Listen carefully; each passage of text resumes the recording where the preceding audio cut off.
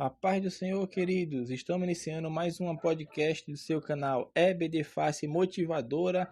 Estamos comentando um pouco sobre lições de jovem. Então, hoje nós vamos comentar a lição número 2, que tem como título O Chamado de um Líder.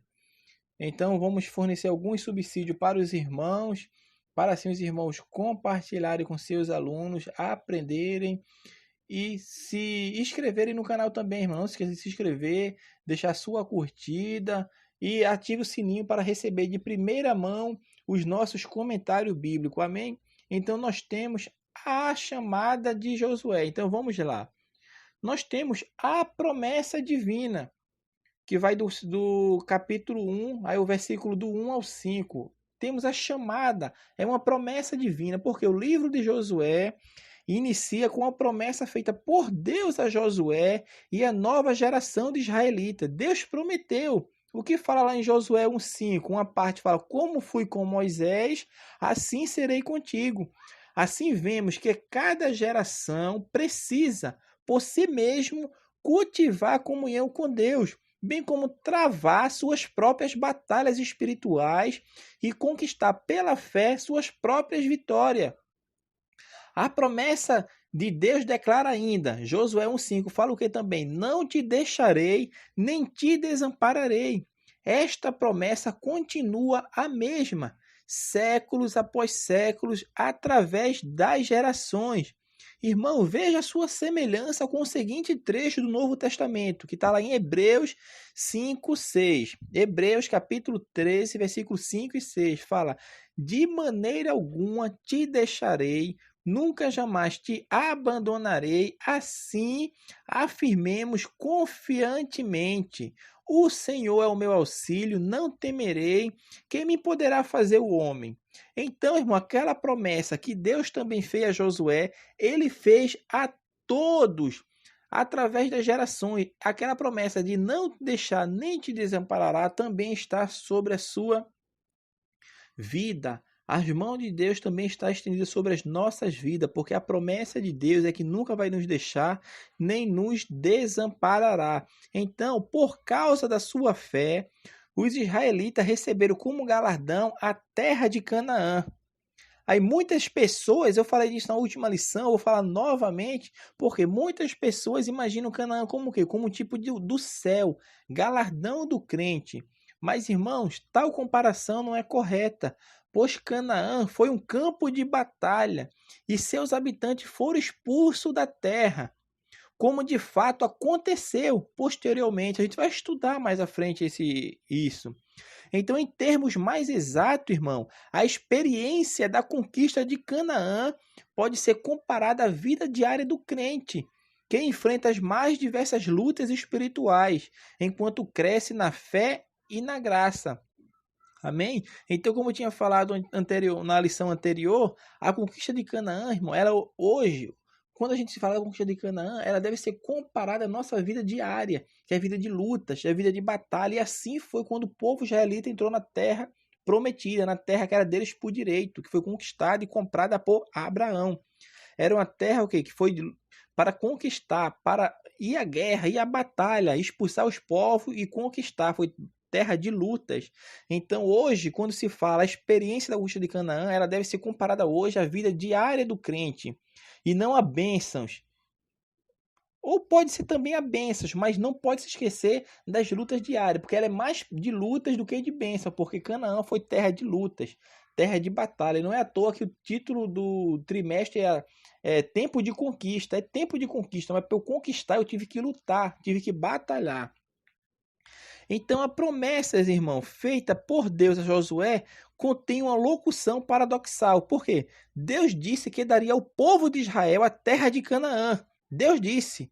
Mas depois ele acrescentou, em Josué 1,3, todo lugar que pisar a planta do vosso pé, vos tenho dado. Esta aparente contradição envolve um princípio muito importante, irmão. Por quê? Nós recebemos a salvação de uma vez, completa, como dom divino.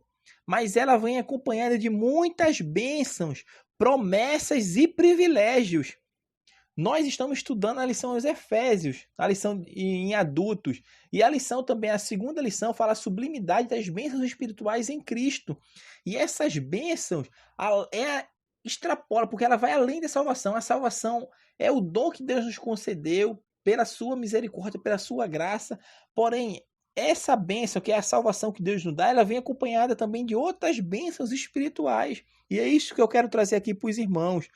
Porque Deus falou, todo lugar que é a planta do vosso pé pisar, eu vos tenho dado. Então, Deus deu a terra, mas se o povo começasse a conquistar ao que estava ao seu redor, Deus o faria com o quê? Que aquela terra também seria posse dele, seriam suas. Por quê? O quê? Porque você é o povo escolhido de Deus, é o povo que Deus escolheu para levar a mensagem do Criador a todas as nações de Israel.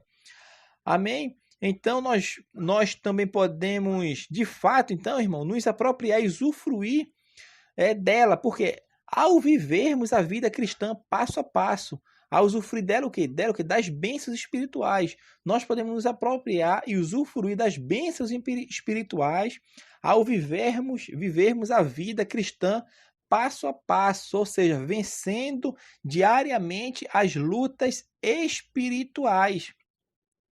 Agora, quais as condições propostas? Porque Deus deu algumas condições. Que condições foram estas? Que no caso é os conselhos para a conquista.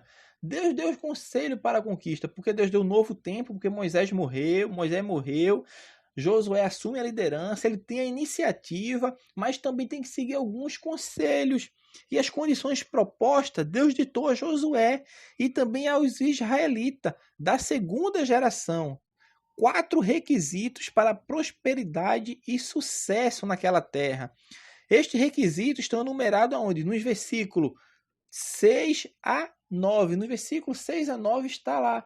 Fala, ser forte e corajoso. Ser muito corajoso para teres cuidado de fazer segundo toda a lei. Versículo 7. Versículo 8. Medita nele quem? O livro da lei, dia e noite. E o 9, não temas nem te espantes. Então, irmão, note que Deus não deu instruções quanto à estratégia militar do israelita, não. Deus não deu estratégia militar nenhuma aos israelitas, mas sim diretrizes para a perspectiva espiritual de uma vida bem-sucedida. Esta mesma promessa divina de prosperidade e sucesso foram oferecidas aos israelitas da primeira geração. Foram oferecidas, mas como falharam na obediência aos requisitos que acompanhavam tal promessa, nunca conquistaram o prometido descanso, nunca conquistaram na terra de Canaã. A geração anterior perdeu, irmão, esse direito por não possuir fé. E a fé é uma virtude necessária para a luta vitoriosa contra os gigantes da terra a ser conquistada.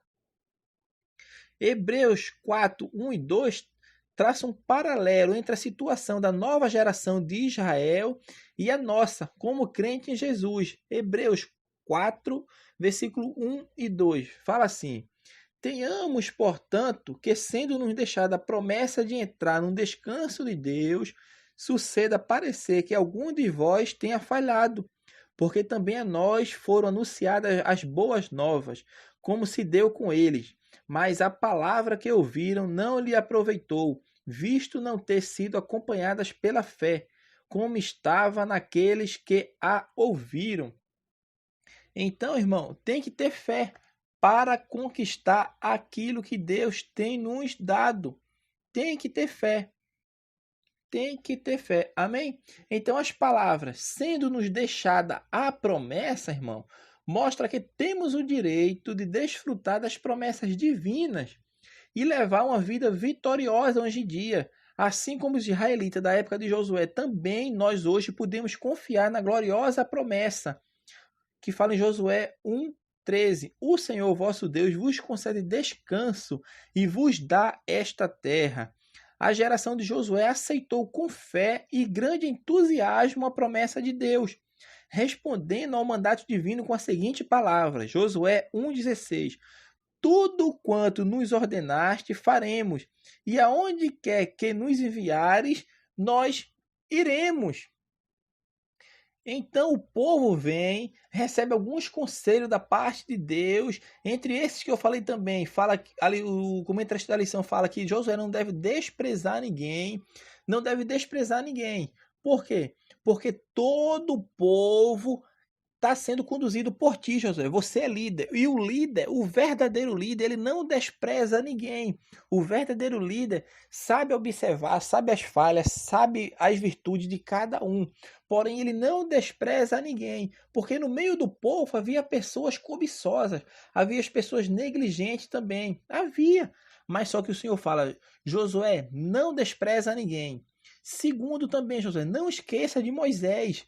Não esqueça de Moisés, Josué. Como eu disse a Moisés, como fui com Moisés, Deus estava falando, não te esquece de meu servo Moisés, porque conforme toda a lei que meu servo Moisés te ordenou, tu deve fazer tudo, Josué. Não deve esquecer, não deve desprezar ninguém. Não esqueça de Moisés, porque Moisés foi um escolhido meu, e você, como sucessor dele, não deve esquecer de Moisés. Você vai seguir o seu caminho, porém, as palavras que Moisés lhe passou, assim como nós falamos na lição anterior, que Moisés fez questão de ler todo o mandamento antes de sua morte para o povo Josué. Josué não deveria esquecer dos ensinamentos que Moisés transmitiu, os mandamentos, porque foi tudo recebido por Moisés da parte de Deus, Deus que transmitiu para Moisés. Então, ele não deve desprezar ninguém, não deve esquecer Moisés e também deve viver, pregar e meditar nas Escrituras, porque o Senhor falou: medita na lei de dia e de noite, não te aparte dessa lei. Então, meus amados irmãos, estes são os conselhos que Deus deu, passou para Josué. E teve um reconhecimento, compromisso e promessas. Tudo isso gerou um reconhecimento no seu chamado, porque Deus fala: eu que estou te mandando. O chamado foi de Deus. O chamado, quando Deus chama, irmão, Deus se responsabiliza de mostrar que ele está com aquele líder. Se o líder foi levantado por Deus, se o obreiro foi ordenado por Deus, se você foi levantado por Deus na sua geração, Deus vai lhe usar, Deus vai lhe abençoar e Deus vai mostrar que ele é com você. Porque Deus, quando quer fazer, ele faz como lhe apraz. E quem somos nós para querermos ensinar ao Criador? Então, se Deus nos chamou, Deus está nos reconhecendo como que? Como líder. E Deus fazendo isso, nós reconhecemos o nosso chamado na nossa vida. Porque o verdadeiro líder, ele sabe que foi colocado ali por Deus. Ele sabe que não teve arrumadinho, não teve quem indique, né, o QI. Não, mas ele está ali porque foi Deus que colocou. E ele reconhece o seu chamado. Porque o crente que tem o reconhecimento do seu chamado, ele sabe a quem serve. Ele sabe. E o Deus Criador está com ele na vida dele, fazendo com que ele seja um verdadeiro líder, um verdadeiro cristão. Amém? Então, se você teve um chamado, teve esse chamado reconhecido, porque você sabe que foi Deus que lhe chamou, então dê o máximo do que você pode fazer para a obra do Senhor. Por quê? A palavra fala o quê? Esforça-te. Deus estava dizendo o quê? Dá-te o teu máximo, Josué. Tu vai enfrentar dificuldade, mas dá o teu máximo. Busca a minha presença, busca o meu conhecimento, busca o entendimento que vem de cima, porque assim você vai saber guiar o povo nas conquistas. Amém, irmão? Então dê seu máximo e com isso nós vamos ter o que? Os cumprimentos da promessa de Deus na nossa vida. Porque o chamado de Deus na nossa vida faz maravilhas, nossas promessas. Deus traz maravilhosas promessas à nossa vida, assim como fez na vida de Josué. Deus fez o quê? Josué fez, tanto Josué quanto aquela nação, ser próspera, derrotou seus inimigos e, acima de tudo, ter a presença de Deus na sua vida. Tem algo melhor do que ter a presença de Deus na nossa vida? Então, Josué, que era filho de Num, da tribo de Benjamim, ele deixou o Egito ali aproximadamente com 40 anos e veio e conquistou, assim com o povo de Deus, a terra prometida. E ele recebeu esse chamado, foi o chamado de um líder, como fala a nossa lição bíblica. Porque Deus fala, não te mandei eu, Josué, então esforça e tem bom ânimo, não pasme nem te espante, porque o Senhor teu Deus é contigo, por onde quer que andares. Lá em Josué 1:9. Amém, meus amados irmãos? Então, esta lição nós falamos de um chamado de um líder. Compartilhe este podcast entre os seus alunos, entre os seus pares da escola dominical, e que Deus abençoe a todos, em nome de Jesus, e até a próxima aula.